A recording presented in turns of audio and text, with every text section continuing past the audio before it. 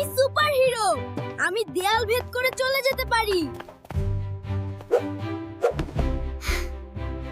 এই ফারহান, কি করছো? হিজাব টানছো কেন? দেখো আমার চুল বের হয়ে যাচ্ছে। আপু, তুমি ঘরের ভেতরেও কেন এই কাপড়? বাবা, পর্দা মানে কি শুধু এই বড় কাপড় পরা?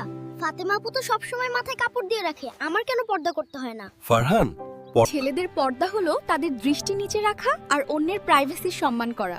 একদম ঠিক। আর ফারহান, তুমি যে একটু আগে মা, আমি কি ভেতরে আসতে পারি? আমি কিন্তু পর্দা পালন করছি।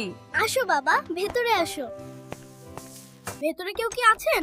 পর্দা রক্ষা করছি আমি। ফারহান খুব ভালো, কিন্তু বাথরুমে কেউ থাকলে নক করা ভালো, কিন্তু কেউ না থাকলে দরকার নেই। জোর আমার দামান। তুমি যদি রাস্তায় একটি খোলা চকলেট আর একটি প্যাকেট করা চকলেট দেখো, কোনটি নিবে? অবশ্যই প্যাকেট করাটা। বন্ধুরা, তোমরাও কিন্তু বাসায় ঢোকার আগে নক করবে আর শালীনভাবে চলবে, ঠিক আছে? আল্লাহ হাফেজ।